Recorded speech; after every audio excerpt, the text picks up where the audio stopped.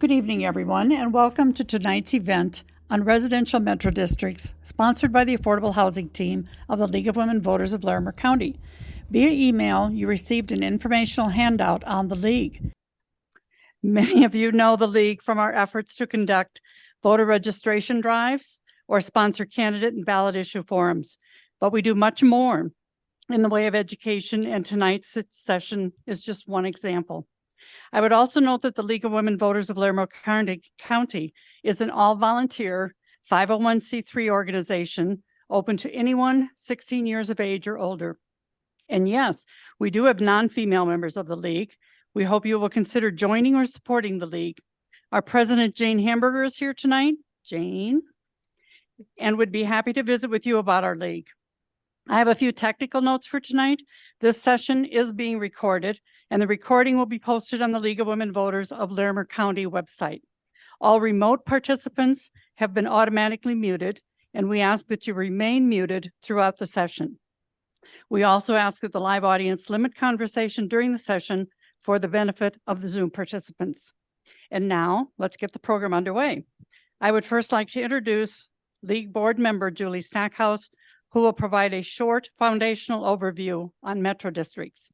Julie is the retired Executive Vice President of Bank Supervision, Credit, Community Development, and Learning Development of the Federal Reserve Bank of St. Louis.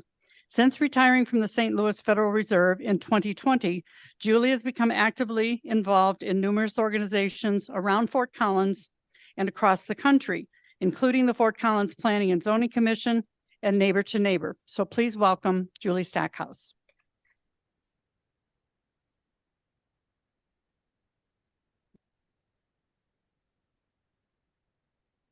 Well, first of all, thanks, Trish. And I'd really like to thank the League of Women Voters members who helped put this program together. I will tell you the technology alone was quite a challenge, as you probably observed if you're in the room tonight, but we did it. So thank you for everyone involved. We're hoping the recording is okay because we know you might want to look back at it later. So we'll work on that too. So my role tonight is to cover the basics of metro districts.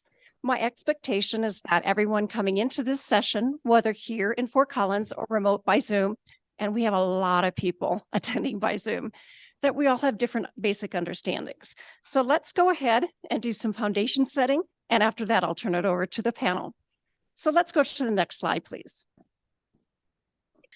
The first thing that I planned to cover was, what is a metro district? So I'm going to look at my audience here in Fort Collins and just raise your hand if you feel very confident you know what it is. I'd say a little less than half here in Fort Collins feel very confident. So that's great. Thank you for the ones who don't. Thank you for being here, because that is really who we intended this for. But a metro district is unique. It's a special purpose government that provides at least two types of services.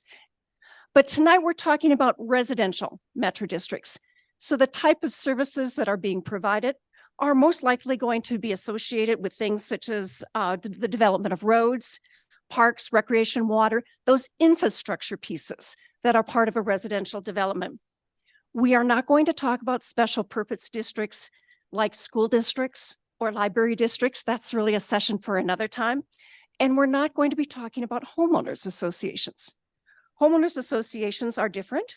They are nonprofit organizations that are set up to manage and enforce restrictive covenants in a neighborhood, or they may provide services and amenities. We're not talking about homeowners association tonight. So again, just to be really clear, we're talking about those residential metro districts that provide two or more services to the residential community. So let's go on to the next slide. Why is this important in Colorado? I think this slide from Zonda, Colorado tells the whole story. The data that is shown on the slide represents new home closings in 2023 through August that were located in a metro district. It's a lot. And the volume has increased significantly since 2014. Now, you may say that's amazing, but it actually shouldn't be surprising. This is the same period where we've seen very rapid population growth in Colorado. And of course, anytime, I come from an economics background, anytime you have an imbalance between demand and supply, you're going to get a change in price. And of course, in turn, we've seen rapidly rising home prices in Colorado because the supply of housing is inadequate. According to USA Facts, Colorado's population grew 8.6% from 2014 to 2021, which is the latest data they had available, while the US population grew roughly at 4.2%. So double the growth in Colorado. There are a lot of benefits to being in a growing state, and there are equally some challenges. As I did my research, the estimate is that we are currently 127,000 housing units short in Colorado. So if you're wondering why those home prices are staying up, there's a reason we're short on housing. Let's turn to the next slide, please. So why metro districts? And I've gotten that question before. Why in Colorado? Why do we have them here? I came from Missouri.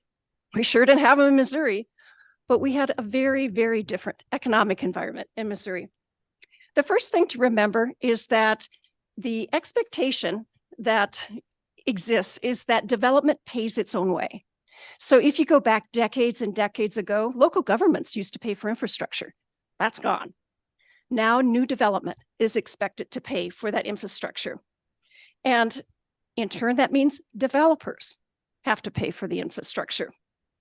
But we have a couple of things in Colorado that are unique that I didn't see in Missouri. And one of those is the Taxpayer Bill of Rights, TABOR, which you probably know more from recent voting than for metro districts. And second, the Gallagher Amendment. Basically, these two have provided motivation for the use of metro districts in Colorado. So let's break that down a little bit. When TABOR was adopted in 1992, it limited the amount of tax revenue that all levels of government can collect and spend without voter approval. So what that means is that it would be difficult for local governments to fund additional infrastructure and public services if they wanted to, because they would have to go to the voters for approval. Now, I don't want to guess necessarily how you'd vote. That's a tough sell when you're building infrastructure for someone else's use. The other piece amendment was the Gallagher Amendment. Now, this was approved by voters in 1982, and it reduced the general tax burden on residential properties in Colorado. And the concept was to maintain a split in property taxes between residential and non-residential properties. There's a lot of math behind that, and I'm not going to go through that tonight because it would take a long time. But here's the bottom line.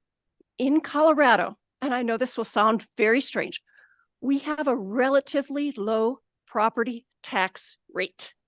I'm not saying low property taxes because we have high valuations, but we have a low property tax rate. And if you want to go look, it's the third lowest in the country. So again, economics works. And when you have a situation like that, it creates incentives. So let's go to the next slide, please. Well, as I mentioned earlier, we have rapid population growth in Colorado and challenges with providing housing to new residents. It's just a fact. So if we could do the right thing from an economic standpoint, we would increase supply channels, and the new supply would help to keep prices, at least keep prices from accelerating, and ideally, if there's enough supply, to keep them even more affordable. But that's not easy to do here. It's not happening here. Of course, in Colorado, and I built a house here, so I get this. We also have this thing called water. And water is extremely expensive here in Colorado. So a lot of factors come together. So the bottom line, as I said, economics plays out as economics does. And developers have turned to metro districts to spread costs over time by using bonds to finance a portion of the infrastructure costs. You may or may not agree with me, and I know there's at least one person in this room that won't agree with me, but conceptually and practically, that price of the house is lower at the time it's built because you are paying for more of the amenities through additional taxes over time, and that property tax is called a debt service levy. So good or bad? Well, that's what you're going to decide for yourself tonight, but you're going to hear the pros and cons. Now, I will note that even though only a portion of infrastructure costs are put into the bonds that are associated with metro districts, and you'll hear more about that later tonight, you have to remember that that period of new development, that 2 or 3 years it takes to get a large development up and running, comes with a cost. I was at the Federal Reserve during the housing crisis of 2007 and 2008, and we saw 500 banks fail because banks used to be in the business of doing those land development loans. And some still do, but it's really hard. And so now we have bondholders that are taking on that risk, and they want to be paid for the risk they're taking on. Okay, let's go to the next slide, please. Well, I suspect I've already got your head spinning just a little bit about the complexities. And as you hear more tonight, I'm sure it will become more clear. But let's just say it this way. Our comparably low property tax rate in Colorado, combined with large population growth, combined with inadequate housing supply, make metro districts an attractive tool here in Colorado. Now, the other thing I would note is that I know we have several members of different city governments here tonight. Cities ultimately approve these. So each metro district has to submit a service plan to its municipality or county, and that has to be approved before the metro district is allowed to move forward. And we're really fortunate to have Ian McCarger on our panel tonight, who was the city attorney in the town of Windsor. I got that right? Not city of Windsor, town of Windsor. Well, I will forever be corrected. And he served in that role of pulling those things through the city process. So he'll be available for questions. Now, that plan is important because it sets out the framework within which the metro district must operate and includes maximum debt limits and mill levies for the metro districts and the power it has. So once approved, the metro district has other requirements. They're noted on the slide. I'm not going to go through each of them. I figure that you can read them and look at them later. So let's go on to the next slide to talk about transparency. So metro districts are government entities. And as such, they're subject to normal government entity requirements, such as open meetings, open records, annual audits, and public budgeting. There are several specific metro district requirements, and that is a requirement to provide notices disclosing the name of directors. I actually went out and looked at that, so I know it's there. Taxing information and upcoming elections. They must also adopt an annual budget and file an annual audit with the state auditor. There are some things that are relatively new, though, and I think they're probably important, so I'll mention them specifically. Colorado law now requires real estate purchase contracts to include a bold-face type disclosure that the property is in a special district, and the purchasers must also sign a statement acknowledging that at closing. And specifically, they must acknowledge that the property may be located in a special taxing district and that taxes may increase as a result. So it's a new disclaimer, but I'm sure you, as I, have heard of homeowners who have been surprised about increases in property taxes in a metro district. And sometimes, maybe often, it's a result of the Colorado property tax valuation system, which is in arrears. It looks back. So you move into a metro district, you may be valued at, say, the price of your land, and you may think that's your property taxes. Your property is reassessed. Now it's valued at expected value. Your property taxes go up. That feels uncomfortable. It feels very uncomfortable. The good news is this. The new requirements under state law also require disclosures to home buyers that estimate the amount of taxes they will be paying after the home is built. So, and the value increases. So you may or may not agree with transparency. You may or may not agree that people read real estate closing documents. The thing that I want to bring forward, though, is that information is required now to be brought to the purchaser. You're going to hear the panel's views tonight on whether they think that will work or not. And that's part of what we really want to bring to you. So let's go to the next slide, please. Now, you'd probably be surprised if at a League of Women Voters sponsored meeting, you didn't hear about elections. So we're going to talk about elections for just a minute. The Metro District's governing body is its board of directors, and those eligible to vote in Metro District elections are called eligible electors. Now, here's the part that can get a little bit confusing. When a Metro District is formed, there are no houses. So, as you might expect then, the development entity is the sole owner and has complete board control and is making the decisions with respect to the debt obligations of the Metro District. Residents do become eligible electors once they purchase a property, but let's be honest, by that time, the critical financial decisions are made. So when you buy in a Metro District, that's what you need to understand, is that those obligations are set. This is really understandable from a debt holder's perspective, and we've got a guy here who works with the debt holders. I'm looking at you, Sam. And he can talk to you more about that. But that, again, is one of the things that is really important to understand, and you'll hear more about that tonight. So let's go to the last informational slide, because I know we want to get on with the presentation, and that's the Metro District legislation in 2023. We sent you a copy of it in the reminder email.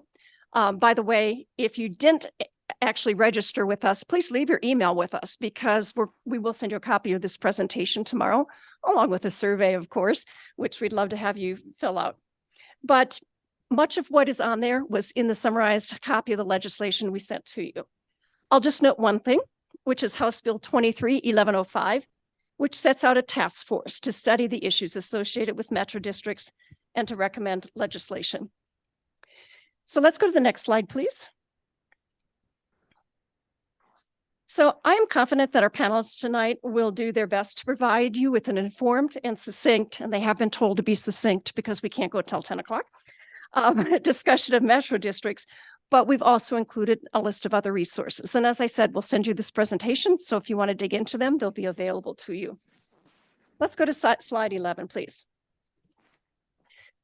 So some more housekeeping matters. In just a minute, I'm going to be turning over the podium to Darren Atterbury, who I already have seen knows just about everybody in the room here live in Fort Collins. So I don't know if he needs the introduction, but maybe for our Zoom audience. And I do believe that the panel will proactively address many of your questions.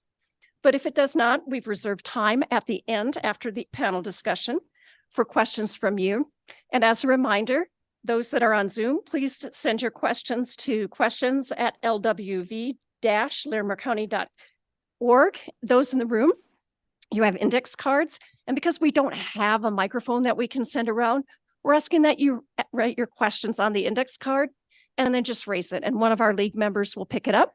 We'll combine those with the questions from Zoom and hopefully get to as many as we can. Also, please remember that this is a live session and it is being recorded. Of course, if you can, please minimize background noise so all participants can hear, especially if your cell phone is on, please turn it off. And all remote participants are muted except for our remote panelists, and we ask that you stay on mute. So let's go to the next slide in introductions. I believe, and I worked very hard on this, to bring you some of the state's foremost experts on metro districts. And this panel was selected to bring you a variety of views. As citizens, we need to have an understanding of the breadth of views to make the most informed decisions. Now, when I introduce these individuals, you're going to notice that there are no developers on the panel. So if I have developers online tonight, I do feel that the rest of the panelists can represent your views and will do so in an appropriate way. I've also had a question come in already about whether the panelists benefit financially from metro districts. And I'd like to just tackle that up front. And first of all, I will say that Ian McCarger is retired, so I don't think he has any financial benefit. Our moderator is with a credit union, which is very limited in the type of land development they do. And we have two other panelists who, yes, do work associated with metro districts, but for which the financial gains are a very minimal part of the total revenues of their firm. So I hope you will agree with me that this represents a very balanced panel and one that was very actively sought out to bring you the best information possible. So I'm going to introduce our entire panel, but I'd like to start with Darren Atterbury. Darren will come up in just a minute. And I know many of you know Darren, who is now the Elevations Credit Union Market President for Northern Colorado. Of course, Darren was the former city manager of the city of Fort Collins. He joined the city of Fort Collins in 1996 as an assistant city manager. I met Darren very soon after I moved to Fort Collins permanently. I commuted for a long time, and I moved here permanently about 3.5 years ago. And I will tell you, he holds my highest respect for his balanced approach to leadership and his ability to get things done, even when people disagree. That is a real talent. Our panel tonight here in Fort Collins includes the following three individuals. Ian McCarger. Ian, you want to raise your hand? Thank you. Ian is, as I mentioned, the retired town attorney for the town of Windsor. He has considerable experience working with metro districts from a municipality's point of view, and that's both the pros and the cons. Sam Sharp. Sam is the managing director for the Special District Group of Piper Sandler. Sam privately places Metro District bonds and has deep insight into the financing aspect. Money drives a lot of things as you get into financial markets, bond markets. Please be sure, if your questions aren't answered, to ask them of Sam. And finally, Carolyn White. Carolyn, thank you. She's attorney at Brownstein in Denver. Carolyn works with developers to structure metro districts, among many things. As I understand, it's what, maybe a quarter of your work, something in that area. But she does many other land development activities. Carolyn has been a great resource to me in my preparation for this, so thank you for that. And joining us on the panel tonight via Zoom is John Henderson, and we'll try to bring John's picture up here as I'm talking. You will see him as he responds on the panel. John is an attorney, a founding member of Coloradans for Metro District Reform, and a former Metro District resident. So with that introduction, I'd like to ask you to please join me in welcoming Darren Atterbury.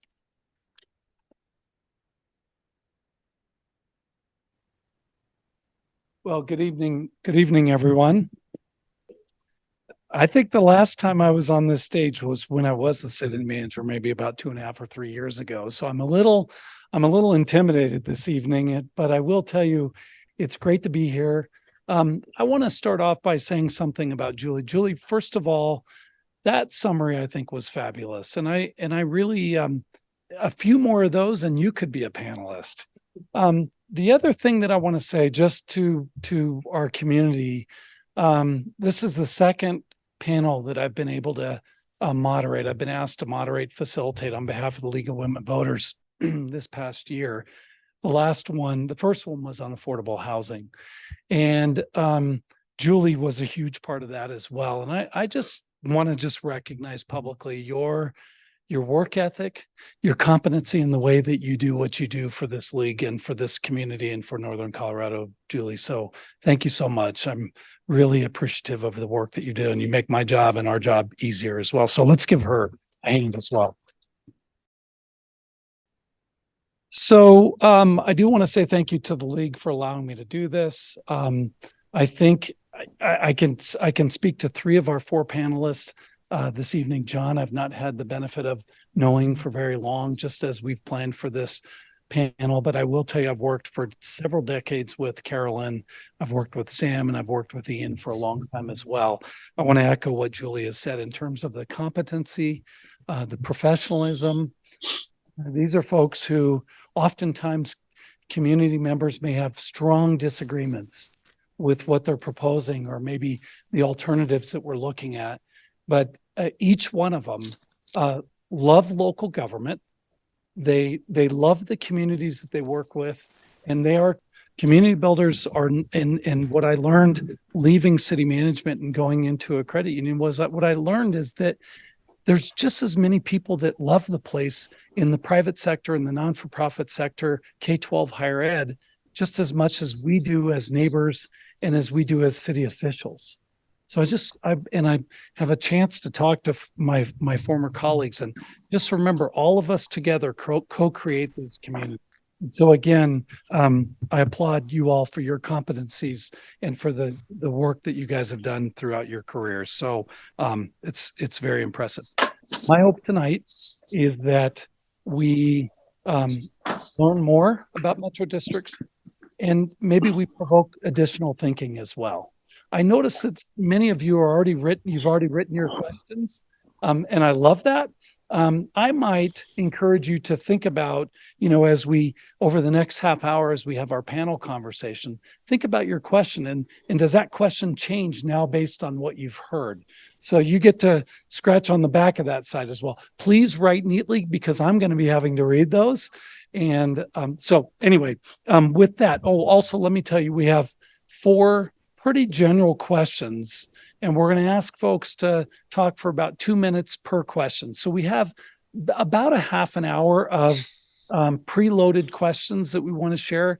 And then if we remaining about a half an hour, that will be for questions that you have, and also that our online visitors have as well. Julie, I know, has already shared that, but I want to reiterate that. So let me start with, in order of Ian, Sam, Carolyn, and John.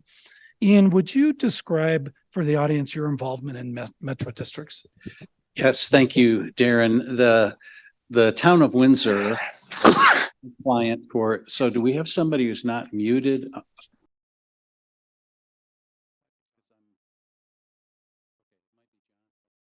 The town of Windsor for 18 years was my client. And I spent a lot of time working with district council, with the city council, and with representatives of the districts at the place where service plans, which are these governing documents that municipalities or in the county approves. Where I became involved in it was usually a call from a metro district specialist, a lawyer representing the development community, saying, we have a deadline to get something approved by the city in 5 minutes. Can you get it done? And I would roll my eyes and say, we'll try. And so from there, the service plan was submitted to us. We would refer the service plan to a specialist retained by the town of Windsor, appointed by the town board, to advise the town board and to serve as an intermediary between the city government and the district proponents to arrive at a service plan that we could present to the town board for approval during a public hearing. And so the way that worked was we'd spend anywhere from a month to 2 months working on a draft of the service plan. It would then go before council. So my number one responsibility when it came to metro district governance, if you will, was to start at the very beginning when these districts are just a twinkle in the development community's eye.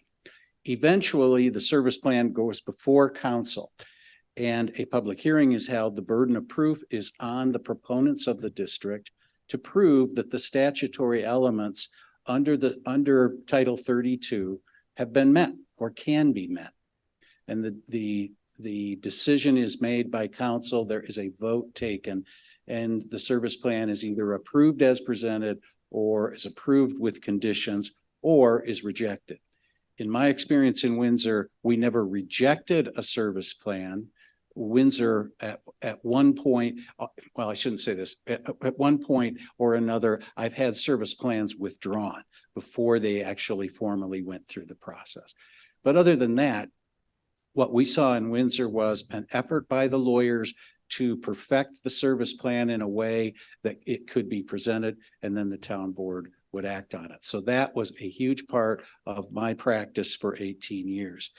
The other thing that I was asked to do was to serve as a conduit for post-approval issues with districts. Oftentimes residents would contact the city and say, do something about this, fix this, whatever the problem was. And so that we would serve as a conduit, but not necessarily be responsible for solving a sister government's problems, because these are governments. Metropolitan districts are local governments. So what I'll say is I've had 18 years of experience working with municipal government to try to sort out service plans and also in some way to refer problems to the representatives of the district that I worked with early on. So that's my involvement. Thanks, Ian. Sam? Thanks, Ian. Thanks, Darren. Thank you for including me, Julie, tonight. Really appreciate it. Excited to be up here and supporting the League of Women Voters. And supporting just general citizen knowledge here. I work with Piper Sandler. Piper Sandler is an investment bank. So we help companies and governments raise capital. Unlike a commercial bank, we're not actually a lender. We are more of a connector between money, capital, and opportunities, people who need money, whether that's debt, equity, bonds, you name it. I work specifically in the public finance group at Piper Sandler. So we work with cities, school districts, counties, states, airports, toll roads, any government body you can imagine that might need capital for carrying out its duties. One of our specialty areas is in special districts and tax increment across the country. So the group that I actually head within Piper Sandler is focused on special districts.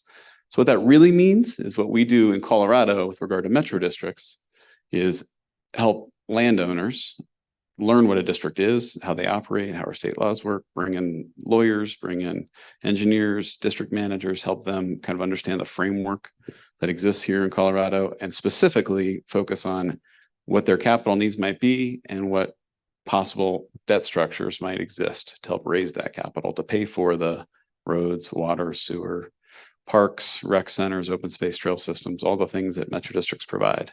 So we were kind of the financial analysis and eventually the actual capital raising. At the end of the day, we are typically in a position where we're buying a bond. Our firm buys the bond from the district and then sells it off to third-party investors. So we're in that capacity making a market for those bonds. And then after those bonds exist in the market, we help those people that own them buy them and sell them.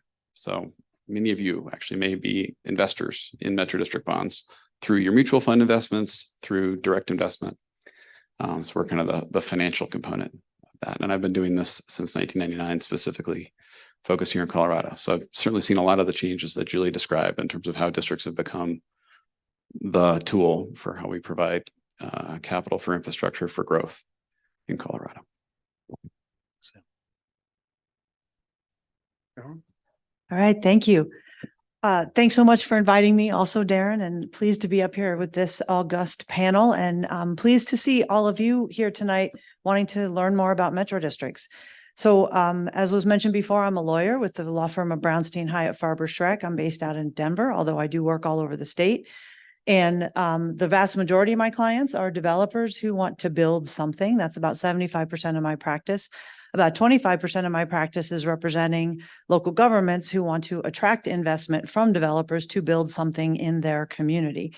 And so I don't actually represent districts. I don't form districts, but I help advise both developers and governmental entities about what type of district or whether a district might be a good fit for whatever the goal is that they're trying to achieve. And so sometimes that involves forming a metro district. Sometimes that involves advising them that a metro district isn't the right fit for a particular situation. And maybe one of the other types of special purpose districts that Julie referred to earlier might be a better fit for a particular given situation. So I work closely with Metro District Council. I work closely with folks like Sam. I work closely with municipal attorneys like Ian.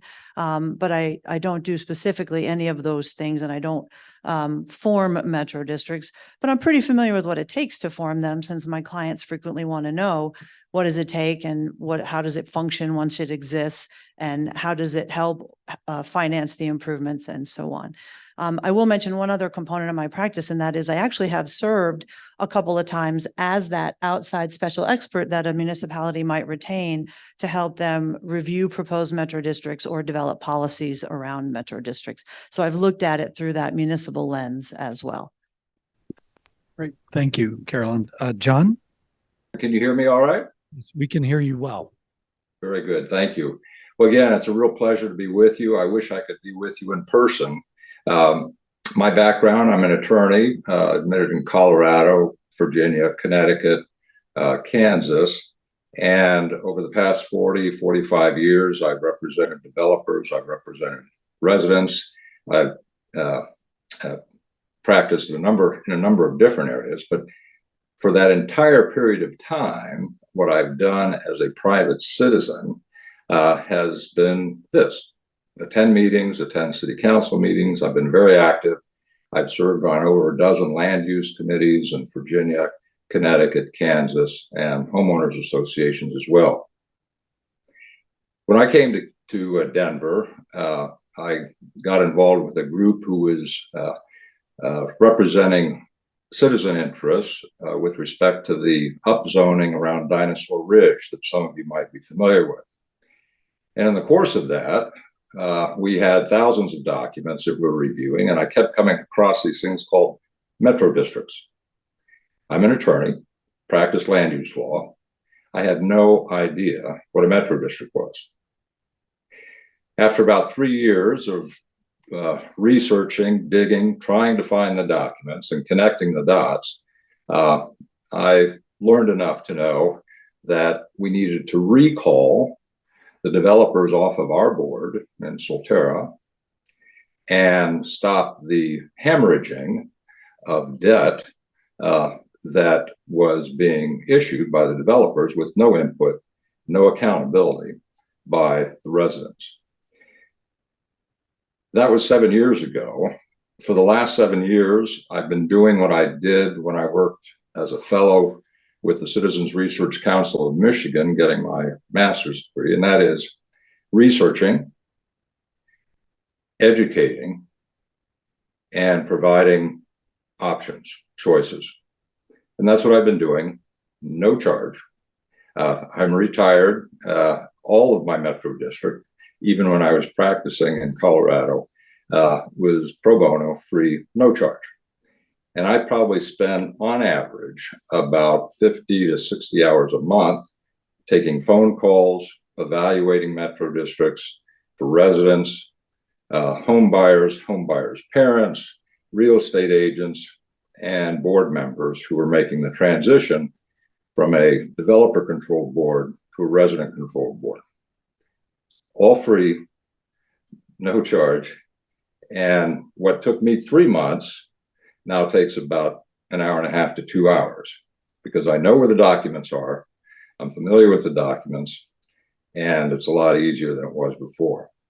So I bring to this conversation not a developer orientation, not a represent developer orientation, not a financial orientation, but simply it's my money, and why don't I get to vote on how that money's spent? So I look forward to the conversation. Thank you. Thank you, John.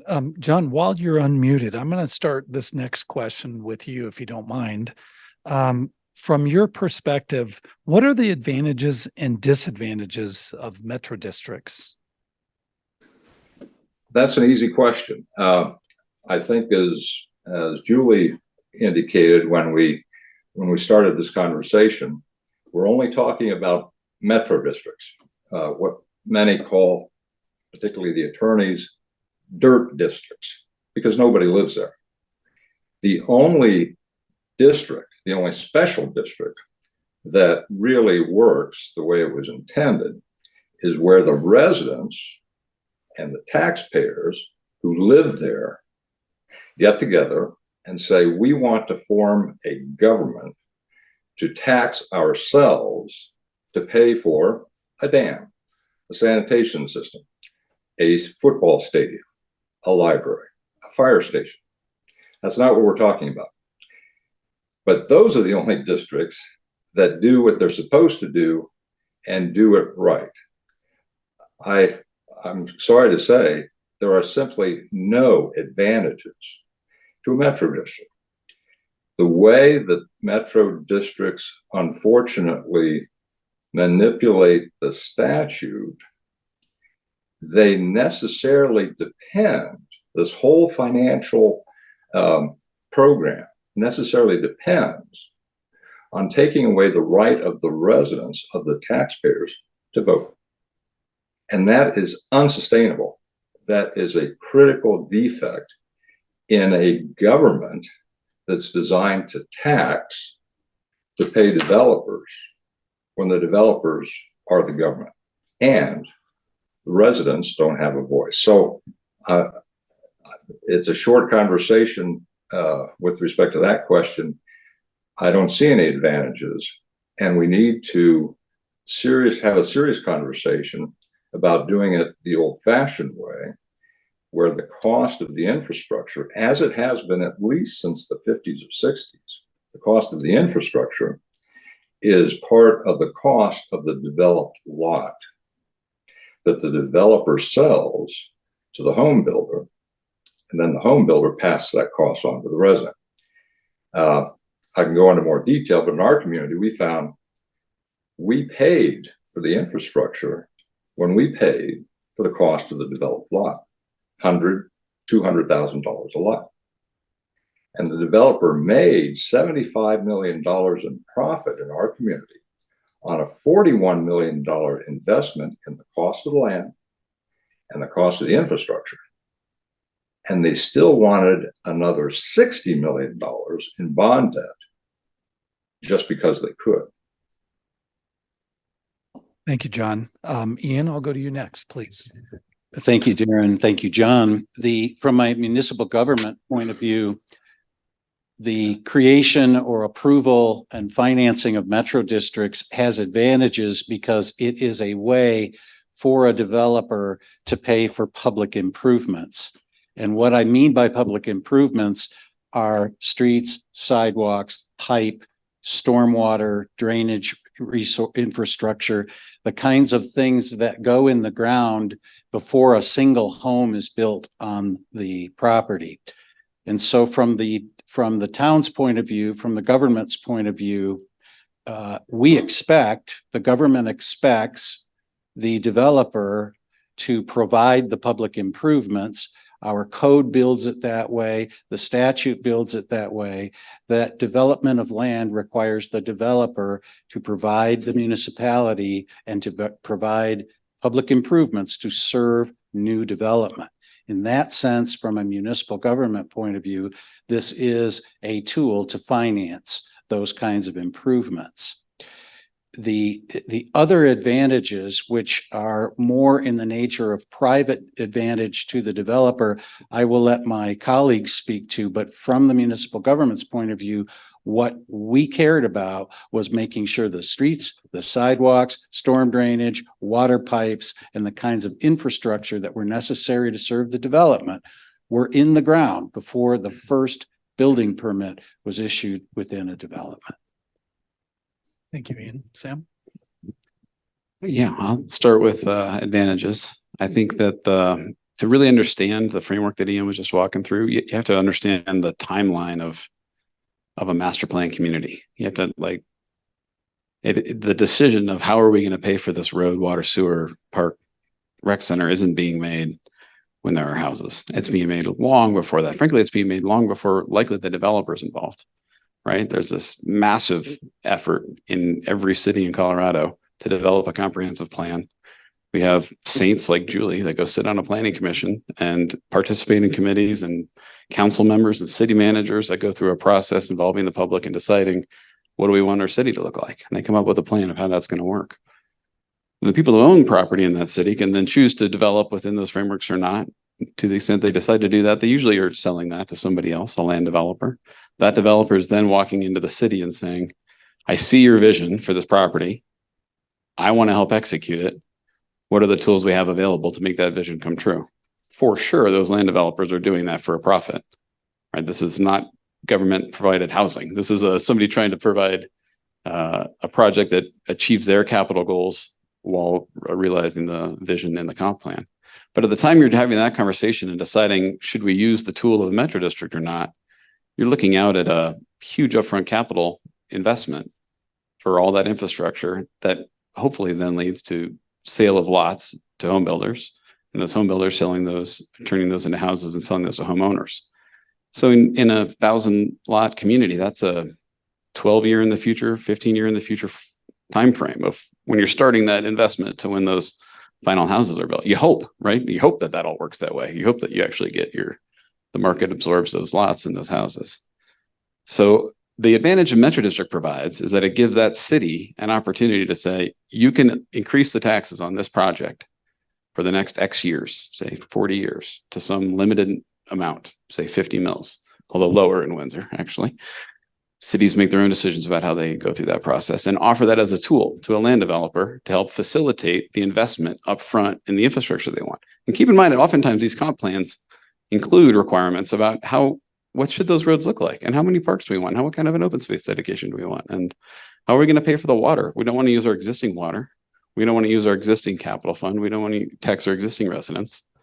So the district is a tool. It's not a good thing or a bad thing. It's like a mortgage, right? Should you pay for your mortgage out of cash, or should you borrow money and pay it back over time? That's a tool you can choose to use. You can not use it. It's a tool that's available at the municipal level, right? Cities can decide this makes sense. We want to achieve all of this vision of our comp plan, and this is a way to have that outcome. And at the time that those dollars are going in, the available alternatives are pretty limited. You're not talking about homeowners paying for it in their house. You're talking about having to get that capital up front. And I think we'll get to that in some subsequent questions. So I think the advantage of a district is they allow a city to achieve its comprehensive plan vision faster. And we can go through some examples of that if that's helpful in the Q&A. One of the disadvantages, I think, and I think this has been, there are two answers I would put there. One is that there are some cities that do not want growth, right? There are some cities that have decided in their comp plan that they don't want to facilitate more master plan development community or new mixed use or seek retail. So, City of Boulder is a great example of a city that has decided that they are going to be very sparing in what kind of growth they're going to encourage. That's a city where they might not want to pull this tool out to encourage the vision of their comp plan. They might not need it because they don't want growth, right? But if you're Windsor and you have huge areas that remain undeveloped that you and your citizens have decided you want to develop, that's a pretty good tool. So as a disadvantage is that I do think it spurs the development of new house supply, which is, I think, usually aligned with the city's goal, but not always. Another challenge we've had in metro districts, and part of the reason the legislation has occurred in 2021 and 2023, is they are hard to understand, right? Mortgages are pretty well understood as a tool. Turns out metro districts are not that easy to understand, right? So a whole lot of people bought houses in districts where they had the roads and the water and the sewer and all that stuff was already there, the rec centers, and then looked at their tax bill after they bought their house and said, well, wait a minute, looks like a third of my taxes are going somewhere I don't understand. What is this thing? And that's a challenge. And then frankly, it's been a challenge, not just the cities having to face that, but the industry itself, right? Metro district managers, metro district accountants, board members, lawyers having to own up to that we need to help people understand what these districts are, right? So a lot of what's going on in that legislation is transparency. Started with the transparency of understanding the district you're in, and has just recently, as Julie pointed out, moved to understanding transparency of a district you might choose to buy in or not, right? That's a huge thing from my perspective in the 2023 bill, that we added disclosure of a district in a property disclosure before you buy a house. So you now can know for sure when you're making the decision to buy this house that it's going to include the cost of this district. And you make your own decision. Does that worth it? Am the amenities and the infrastructure paid for worth the tax bill that I now can clearly see in my property disclosure exists?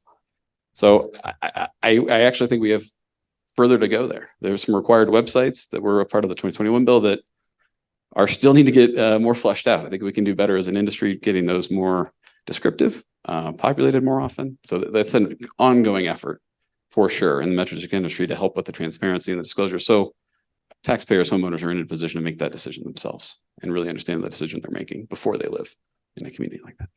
Hey, Sam, you're on alert, friend. That was a little more than 2 minutes. Oh, so, Carol, ask you for that. Just trying to do my job, man. Okay, well, a lot of what I might have said has been said, so I'll try to stay within my 2 minutes, but I'm going to start with disadvantages first, because from my perspective, that part is short.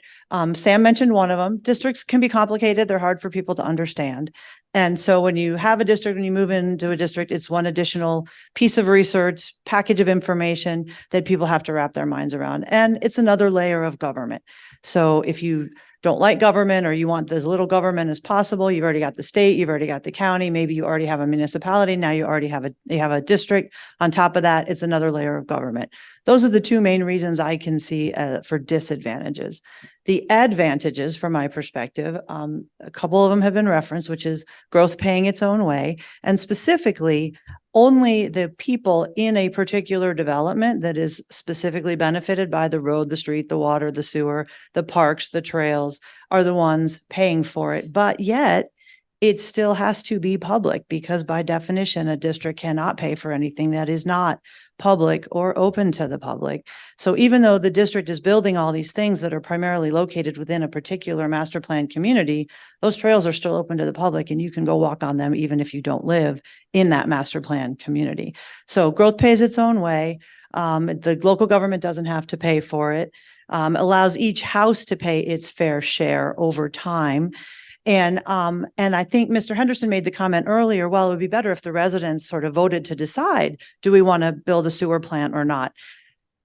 If you don't build the sewer plant in the first place, you can't build the houses and there will not be any residents. So the time when that decision has to be made, as Sam said, happens at the very beginning before there are residents. And if you don't finance up front the construction of all the infrastructure necessary to support the development or the first phase of the development, then you can't build any houses and there won't be any residents. But the time when they do get to make that choice is the time when they choose whether to buy into that development or not.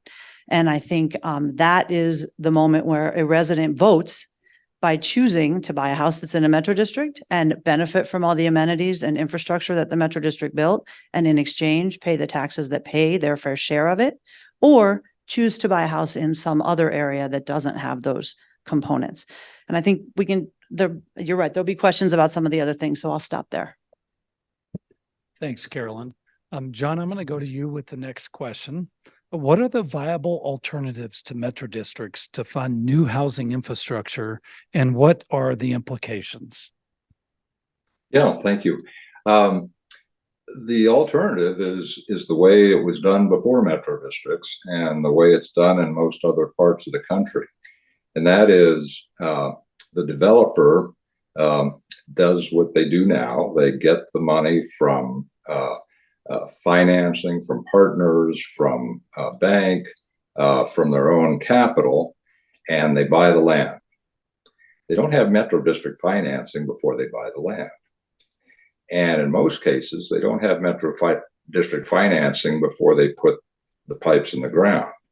They have the money already. The metro district is there to pay it back, to pay back the developer. In our community, they waited 11 years before issuing bond debt. Infrastructure was in the ground and well seasoned by that time.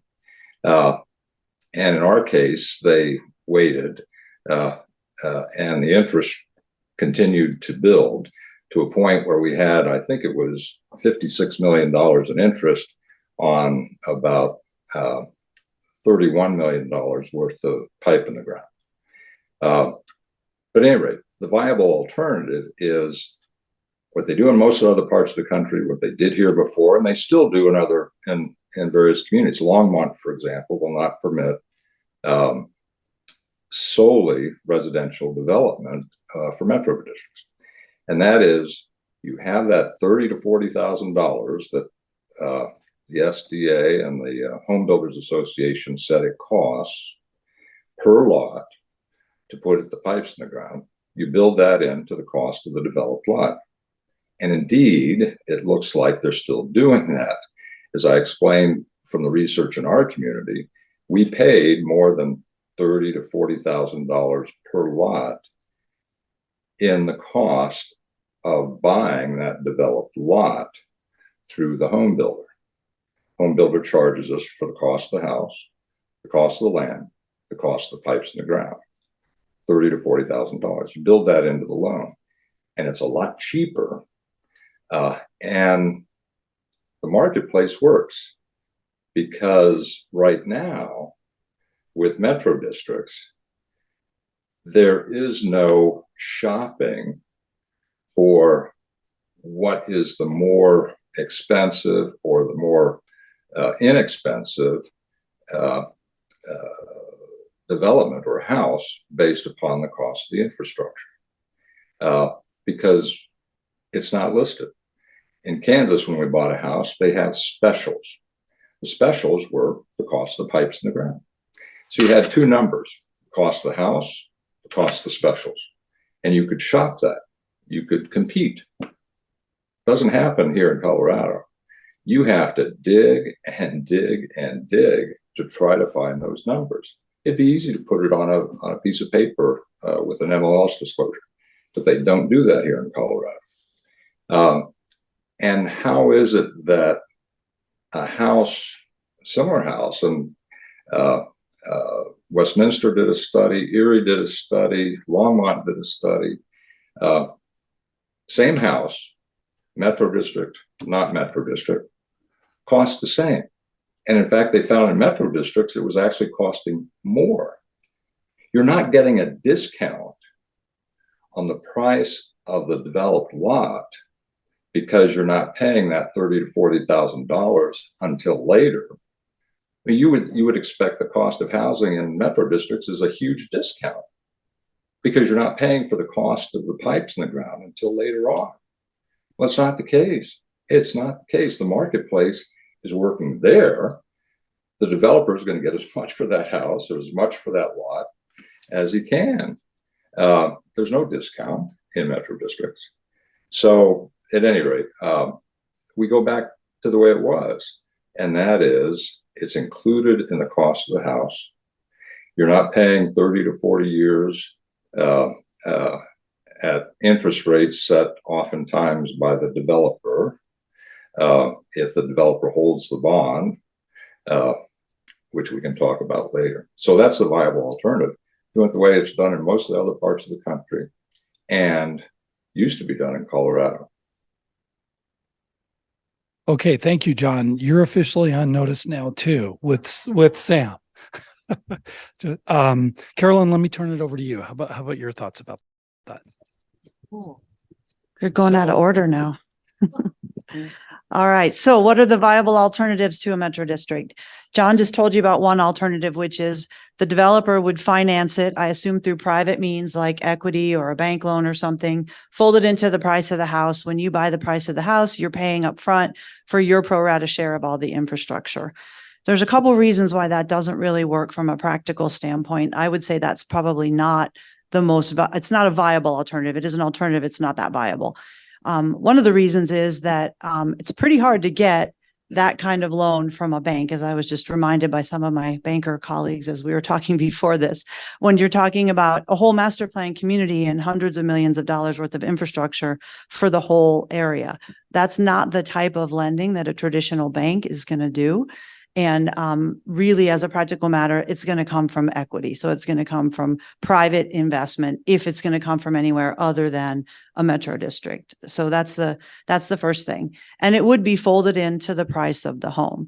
And so let's just say for a minute that tomorrow, statewide in Colorado, we abolished metro districts and all of the new construction of new homes in large master plan communities with trails and amenities had to be paid for that way. Overall, across the board, let's just take the number John quoted of $30,000 to $40,000 per home, although we have some data that indicates it might be more like 50 to 100,000. All across the board, all new homes in Colorado would increase in price by that amount. Now, we, as I know you all know, because the League of Women Voters recently sponsored a forum on it, we have an affordable housing crisis, and that I think would be counter to the policy that everyone in this state is trying to achieve, which is to find ways to deliver more housing at more reasonable prices faster and sooner over time. The other issue here is really the timing. And it's true. You don't form a metro district before you buy the property. Definitely true. You put the property under contract, then you do your feasibility analysis and figure out what is it going to cost to develop this property? What's the development program going to be? How many houses fit here? How much of this property is undevelopable due to topography or drainage or wetlands or whatever? How many houses can I fit? What can I sell them for? And how much is it going to cost to build all the roads and the streets and the water and the sewer and the parks and the trails? And then you figure out if your financing that you have lined up will support that. And if it doesn't, and in a large master plan community, it probably won't, then you look at alternative financing vehicles such as a metro district. The last thing I want to say about that is the infrastructure costs the same. A pipe in the ground costs the same, but the way you pay for it can affect how much it costs in terms of interest rate, in terms of what time period you pay for it over, and when you pay it. And if you have to pay back a big giant $40 million or $100 million loan or equity investment within the first 1 or 2 or 3 years of a development, then you're going to have to charge an awful lot more for that same pipe than if you can pay for it at very low municipal tax exempt interest rates over a longer period of time. And so really the most efficient, the most citizen homeowner favorable method of financing is really through the metropolitan district. Okay, thanks, Carolyn. Sam? Darren, can I ask you a favor? Will you give me like a heads up when I'm 15 seconds to go? I want to respect our 2-minute time frame. Just give me like your 15 seconds. no problem, but give me a heads up before I go over, I please. will, All right. promise. Alternatives. I think as Carolyn and John talked about, I do think there is a alternative there of developers paying for it. I think the reality of what that looks like is in the time the infrastructure goes in, the capital sources available to a land developer without a metro district are pretty much institutional equity investors. And those, given the risk profile, there's not a viable bank market, especially now. There might have been 25 years ago, but today there is not a bank market doing land development loans for massive master plan communities. So you're going to institutional equity and saying, we would like your money to build these roads. They're chasing 20% plus returns on their money, right? So at time zero, you now have a 20% clock ticking. And then maybe 2 years later, you get to your first lot sale, and 7 years later, you get to halfway through your community, and 15 years later, you get to the end. So the price that gets added to your house is not the cost of the pipe. Exactly Carolyn's point. It's the cost of the pipe plus that return to that investor over that period of time, or not, which is really what happens, because that's too much. So that community doesn't get built. So we have less supply. Housing prices go up. So I think that's really the issue on that. A couple of points Mr. Henderson made earlier I just wanted to address. One is, this isn't at all unique in Colorado. All of the fast growing states in the West where infrastructure is a challenge have versions of this tool. Most of them are used just as often and have been around for far longer. Texas, California, Florida, Arizona, New Mexico, and as of 3 years ago, Utah. Salt Lake's going through similar growth that we were going through 20 years ago. Their state legislature just decided 3 years ago, we need new tools. They approved essentially a metro district bill in Utah for that purpose. Also addressing the Longmont question, they actually do allow residential districts. They use the tool very prescriptively. One really cool example of that in Longmont is that they decided they wanted to support affordable housing in a veterans housing project in a master plan community, and agreed to help that developer pay for their infrastructure through a metro district, in part because that developer agreed to deliver that affordable housing project. 15 seconds, bud. Thank you. Called the Veterans Village. Google it if you want. There's a great story about it here in the last couple of weeks in Longmont. I'd say Fort Collins has got a pretty similar policy where they were very prescriptive. We will allow districts, but only when we're achieving our specific comprehensive plan goals. Thanks, Sam. Ian?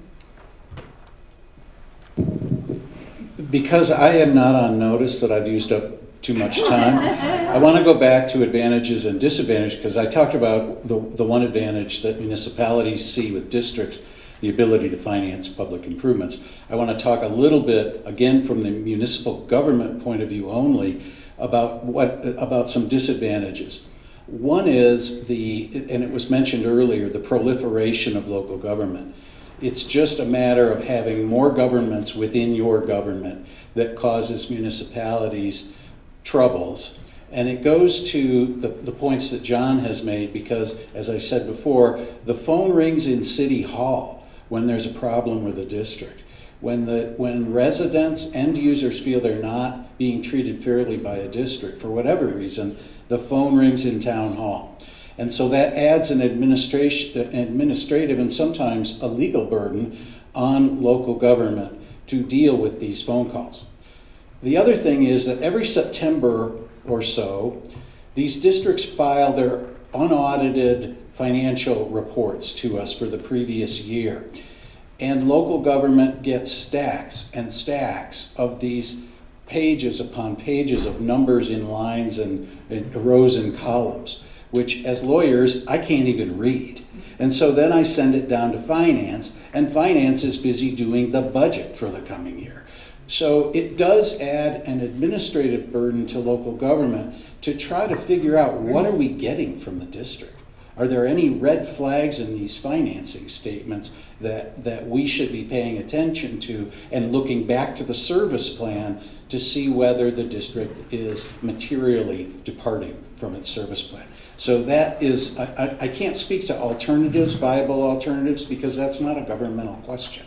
It's really a private sector question. So I used my time for something else. Great. Thank you, Darren. Yeah, good. Thank you, Ian. I appreciate it. So the final question, and maybe if we can tighten these up so we have more time for participant questions here. So maybe take a minute if you can on this one. And I'll start with you, Carolyn. There's been a lot of legislation to address issues expressed by homeowners with respect to metro districts, including legislation as recently in 2023. And by the way, I think Julie has those resources in her PowerPoint outlined, so that'll be a good reference for you later. In your view, will this legislation address homeowner concerns / issues? What more can be done in that spirit? Well, not on yet. So the first thing I want to say is it might be a little bit premature to be thinking about what else we should do. We've had a spate of legislation on this issue over the last couple of years, and I think we ought to give it a little time and see how well the things that the legislature has come up with do in fact work to address the issues that have been raised by homeowners. There's a spate of bills in 2021, 22, 23, only some of them passed. But, all the metro districts all across the state are still frantically trying to make sure that they're complying with all of these additional requirements, and I think we ought to give that a little time. One of the things our legislature isn't very good at is long-term institutional memory, and they bring back they want to fix the same problem again a different way every year. But in terms of, do I think it will address the homeowners' concerns? I'm not speaking from that perspective, so I don't want to guess whether the homeowners feel that their concerns have been addressed or not. John probably can opine on that, but I will say this. There is no other governmental entity in Colorado that has as much in terms of the transparency requirements as special districts do. Because not only are they subject to all the other things that every other local government is, like you saw in Julie's slide, open meetings, open records, annual budgets, annual audits, elections, all those things, which an HOA is not.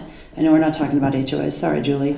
But in addition, there's this whole host of metro district specific transparency disclosures.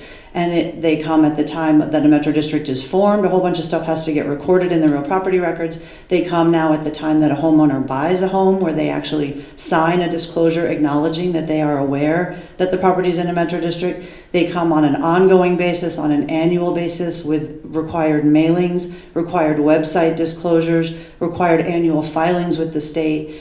And gosh, if that's not enough, I don't know that disclosure and transparency is the real problem. So I think we ought to see if that works and then talk about what is the real problem. Great, thank you, Carol. I'm going to go to Ian on this one next, but I do want to say to people who are online, we're rounding the corner on this. So if you have questions, and I'm seeing Julie frantically trying to maybe summarize those for me, so at least we can make some sense of them up here. But if you have a question, you really need to be submitting that now, please. So Ian, I'll turn it over to you.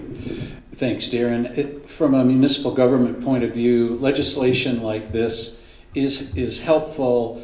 In the municipality that I represented, we updated our code to require similar things because we felt transparency was important. The problems that John has described this evening may not be improved by transparency. Much of what the issues are in terms of taxation and borrowing and debt policy are fixed so early on in the life of a district, either in its relationship with the developer or in its relationship with the sub-districts that are often approved at the time a district itself is approved. Because of multi-district structures, these districts, they convene their initial meetings, and there are agreements reached between the districts for the flow of revenue from the taxation that will occur in the future. Those things are fixed, and they are the basis for the borrowing that Sam has talked about this evening. And once that borrowing is done, then things are really fixed. And so I'm not certain that legislation like this really gets to the concerns that John has expressed tonight, but certainly the issue of governance and accountability to residents is addressed in these changes, and I think from the municipal government's point of view is helpful because perhaps one less phone call to City Hall happens as a result of somebody having an issue with their district. Thank you, John. Sam? Thanks, Sharon. The 23 bill we've kind of hit that over the head. A few of the things that we haven't really hit directly are some of the conflicts, challenges that come up, and which is just a reality of metro districts. At the time we form a district, as Julie pointed out, there are no houses yet, there are no voters. There's no one else to vote yes on something or sit on a district board. So when our state legislature created the bill that created metro districts, they gave us guidance on how to manage that. And so what that framework has been for decades is developer representatives populating that board, filing conflicts at the beginning of every meeting, available with the Secretary of State, so you know that they are sitting there as board members and that they have a vested interest in the property. So that conflict is real and disclosed. And so things that have gotten added to that framework, which were basically best practices already in the industry, are requiring a city or a county when they form a new district to make sure the service plan has a maximum debt limit and a maximum tax levy of what you can levy each year. Because the party that's really the check to the developer at the formation date when they do that service plan Ian's talking about is the city itself in the service plan. That's where they put the checks and balances in. So those are now required by our statute. Another requirement in the statute, in the bill here in 23, is to the extent the lender, the lowest cost lender at the time the capital is needed by the district is the developer or a related party, that there's a requirement an independent third party fiduciary is retained to give an opinion on the terms of that debt to address any concerns with regard to self-dealing. Although, again, from a best practice perspective, developers are motivated to get the lowest possible cost of borrowing in a metro district so it can afford the maximum amount of infrastructure. So their motivations are not to charge high interest rates or do something different. Their motivation is to seek the lowest cost they can, which sometimes is themselves. Not very often. That's a pretty rare circumstance, but it does occur. Thanks, Sam. John, we'll finish this with you. All right, thank you. And I apologize. Somewhere along the line, I missed the 2-minute limit. And I guess just trying to balance the 4-to-1 odds here, I got a little verbose, so I apologize for that. All right, well, let me hit a couple of points as briefly as I can. First of all, the organization that I helped start 3.5 years ago, Coloradans for Metro District Reform, has participated the last 3 years at the legislature. And I'm sorry to say that there isn't much interest in Metro District reform at the state legislature. You know, it's tough to compete with the money. It's just that simple. All of those fees that our residents are paying for metro districts gets translated into campaign financing, and we know how that works. So we've tried. We were very successful the first year. Whenever you see a bill, and let me say quickly, we don't have a seat at the table. The residents can't afford to hire lobbyists. It's just us, and we're testifying at meetings and making presentations like this, but we have not been included in the formal stake holders meetings in the legislature. So it's hard, but we've made some progress. The first year, when you see a transparency bill, there's usually what we call a Trojan horse in there. The first year, the 3 years ago, the disclosure bill had a Trojan horse to formally legislate to allow these agreements that were discussed, legalizing those agreements. But the agreements we're talking about are agreements between the developer and himself. I can't tell, I've got dozens and dozens of those agreements. All the signature lines on those agreements are the same person, the developer, signing on behalf of the various districts, which are supposed to be representing the residents. So that was the first one. We were able to get that portion of the bill knocked out, and we did something really good. They wanted to have disclosures of elections in kind of a convoluted way, keeping in mind we have pictures of election notices on fence posts out in the middle of fields. We used to have a scavenger hunt in our neighborhoods to see if you could find where the notices were for Metro District meetings and elections. Well, that's changed now because of what we were able to help get passed, and that is it has to be emailed now, and there are prescriptions for it. This past year, unfortunately, another transparency bill had a Trojan horse, and that Trojan horse was whether or not a developer could buy his own debt. And there's a reason for that. They want to lock in the debt before the residents get on the board. And Kyle Thomas from D.A. Davidson, a colleague of Mr. Sharp's, said that during the testimony. We need to get this locked in before the residents get on the board, because they may not want to pay us, and they may ask too many questions about what we spent the money on. So, yeah, there's a Trojan horse in this one. There was a competing bill. The real drama last year was the competing bill, House Bill 1105. I'm sorry, I've forgotten the number. Maybe it was 210. But at any rate, the House bill said you can't do that. They outlawed developers owning their own debt. We had an example. It was typical. The principal was $70,000 in a smaller district. The interest was $253,000. They were paying interest on interest for 50 years. This was a developer annuity in so many words.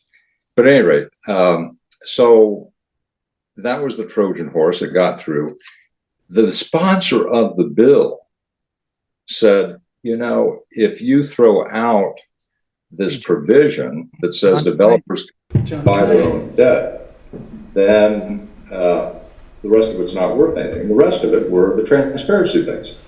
Maximum mill rate, that's already in there. Hey John, this is Darren. I'm sorry, we're going to have to move on. I appreciate that, and I apologize. I don't mean to come off rude, but we got a lot of questions here. So let me do this. We are not going to be able to answer all the questions. I mean, there's a lot here. So there are some that are directly asked to individuals on the panel. So let me just say, first of all, here's what I will do. I'll promise you I'll read every question at the end, so at least you know what's on the minds of folks that are participating. And I'm going to just ask a couple lightning round questions, I think. Let's see if we can make some progress here. Sam, this question's for you. Do metro districts get a bond credit rating? Do metro districts get a bond credit rating like A, AAA, so forth? What are typical bond rates, and what if the bond market dries up? Real quickly. Ready to go. At the beginning of their life, districts have very little credit quality. Their promise of future taxes depends on growth, so they start without a credit rating. As they mature, they very often refinance and get a credit rating, typically topping out at BBB or single A, and then lower their interest rates and lower their taxes at the end of that. Okay. What's the second part, or did I get it? I don't know. We'll call it good. What if the bond market dries up? Yeah, bond market dries up is really just a change in rates. We've certainly seen that this year. Typical rates at the beginning, that was the other part of the question. At the beginning of a district's life, 2021, that might have been 5%. 2023, that's maybe 7%. By the time they grow up to where they are rated, they can borrow as low as 3% to 5% in today's market. Okay, thank you. Are older metro districts grandfathered if they were created when laws were different? Carolyn, can we ask you that question? Are older metro districts grandfathered if they were created when laws were different? It depends on which law you're talking about. For example, the transparency and disclosure requirements apply to all metro districts. But some of the formation things for districts that are already formed, obviously they can't go back and reform themselves. Okay, so some of the transparency issues, Michael, are retroactive. So I wouldn't say that. They apply as of this point in time forward, so they're prospective, but they apply to everyone. Okay, thank you. Are there trade-offs between small metro districts versus large metro districts? And I'm not sure who's best to take that one. What are the distinctions between? Yeah, I could take a stab at that. Typically, metro districts are formed at the time of a development's approval, and so they're typically arranged to the size of a development. So if the subdivision is 250 lots, it's probably a 250 lot district. If it's Centera in Loveland and it's going to be 30 years of growth and thousands and thousands and thousands of units, it would be a much, much larger district correlating to the size of the development and the infrastructure required to meet the development's needs. Ian or John, do you have anything you want to add to that one? If I may. Yes, please. If I may, excuse me, John, for jumping in. From the municipal government's point of view, what often happens in larger developments is that the district is set up under a multiple district structure, so that as growth occurs, the land area that is under Metro District, the Green Acre Metro District A comes online, and then Green Acre Metro District B comes online later, so that the district multiple district structure is sized to keep pace with the actual development of the property. Okay, thank you. Are there limitations to the adjustments a Metro District can make to mill levies? We're going to go with Carol. Carolyn does not want that. You really want to talk about Gallagherization right now? Well, That's only briefly. pretty complicated. Well, let's put that one in the parking lot. We'll just leave that alone for right now. Why are some neighborhoods in Colorado, presumably newer neighborhoods, why aren't they utilizing Metro Districts? And I know that's a complicated question as well, but does someone want to take a shot at that? And John, there you, I see you on the screen. So prompt me if you want to speak into these issues, please, okay? Will do. Okay. I can speak to that one if you'd like. Why don't you go ahead, please? Yes. Yeah, we've come across some developers, some builders who won't use metro districts for some of the reasons that we've explained. And they're still building nice houses with swimming pools and tennis courts and trails and that sort of thing. So it's, the alternative is viable. Okay. This is a really, really important question, I think, throughout Colorado, and I know it's something that Fort Collins is very intentional about. Can one of you please speak to the role of metro districts in facilitating affordable housing?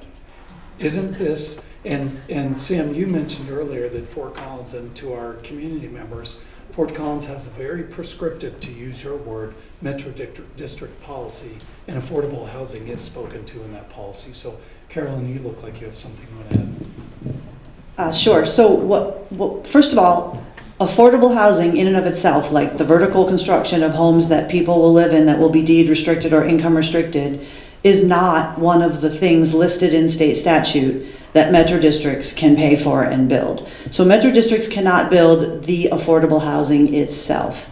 However, as some of us have been talking about up here, what they can do is finance and construct the roads, streets, water, sewer, and other amenities, parks, trails, etc., in a manner that is the most cost effective.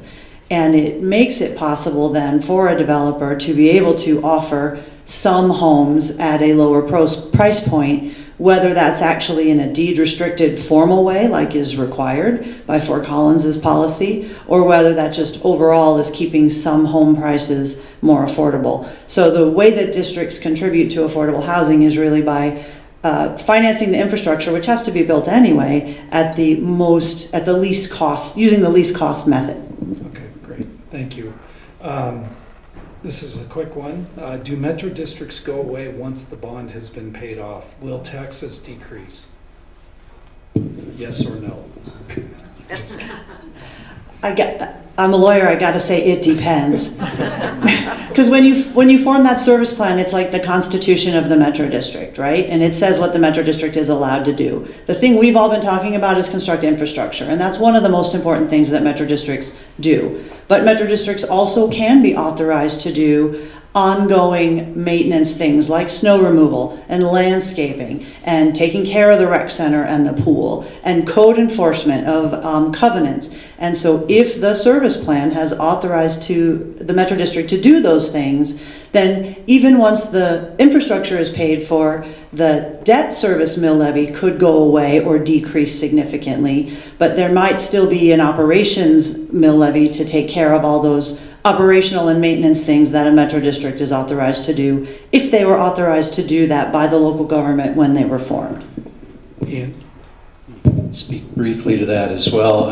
I see out in the audience a lawyer I worked with on a service plan a year or two ago.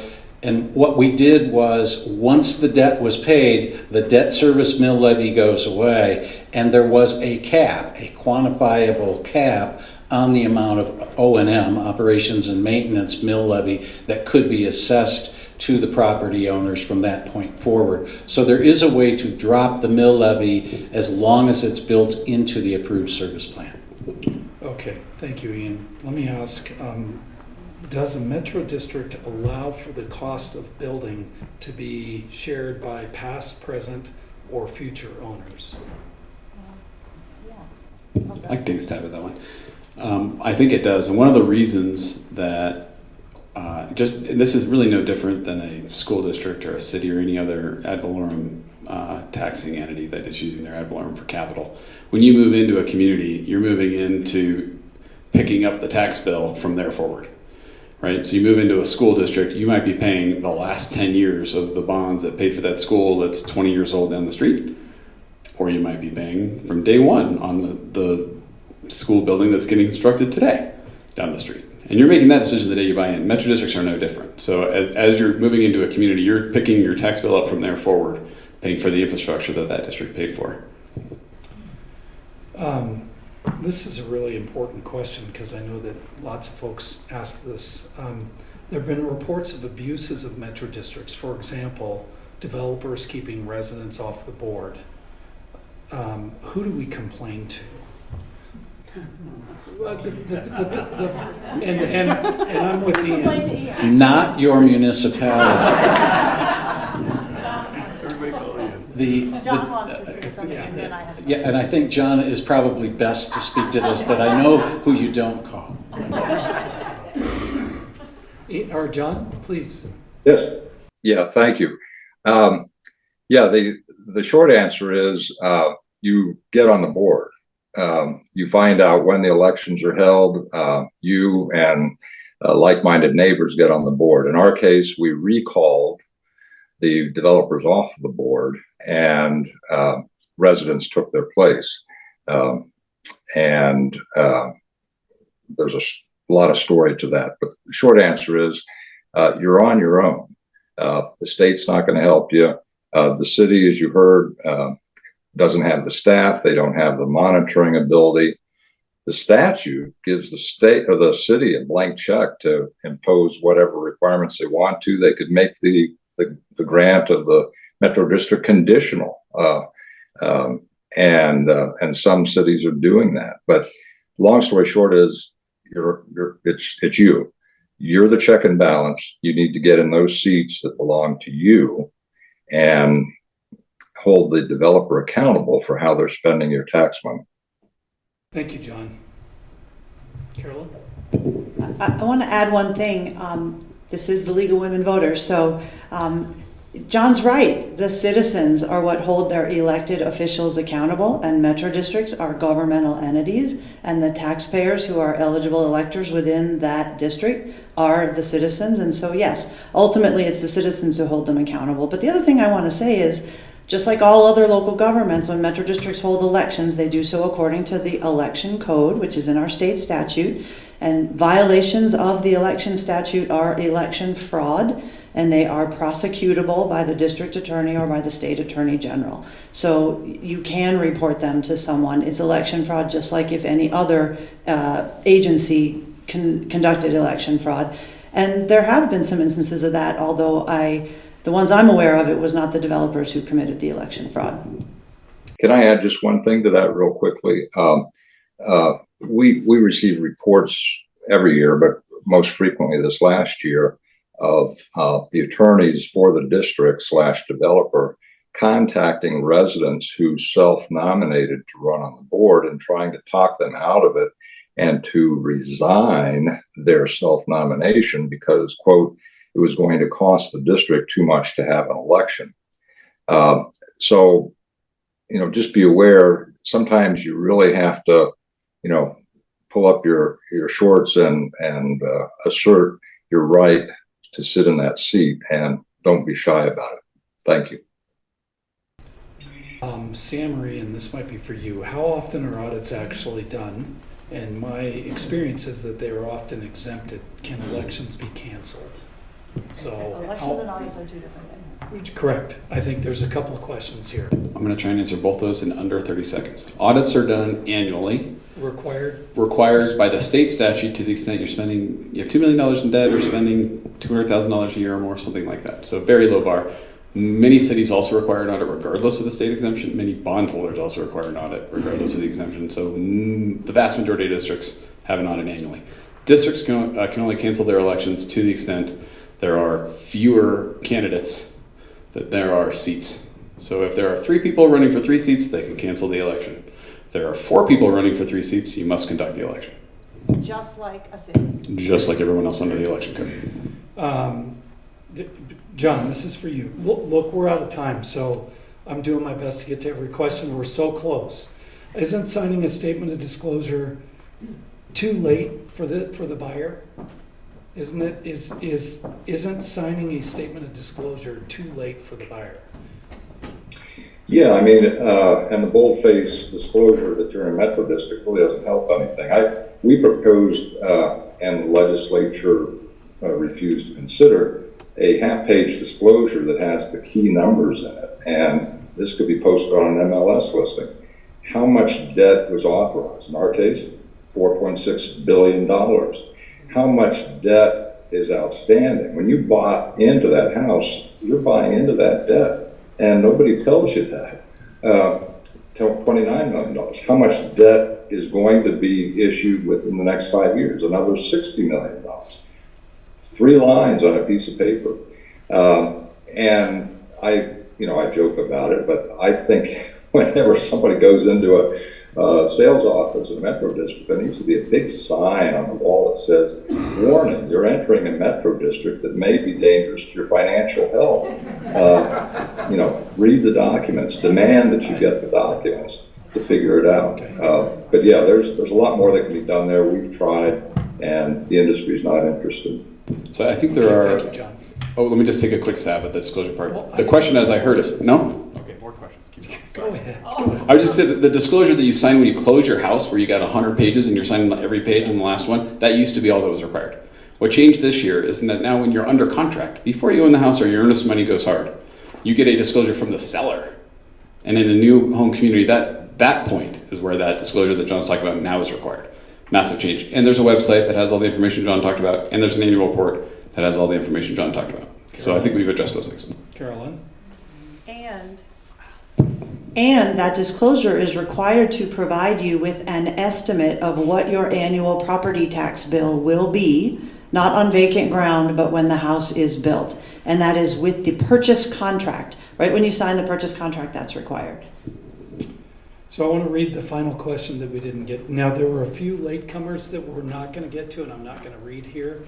This is an interesting one as well, and it's a difficult one. I think it's important. Why are homes the same price in a metro district and a non-metro district like Northfield and Mosaic, yet metro district homeowner has much higher burden, $400?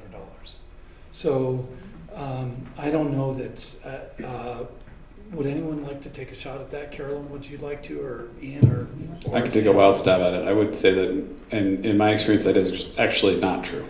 That when we look at the like to like, where you have a community that has the same amenities, has the same scale, has the same infrastructure, like relative level of infrastructure, there's a massive difference between the two. And those communities that have nice parks, have the infrastructure at an elevated level and build at scale are in districts.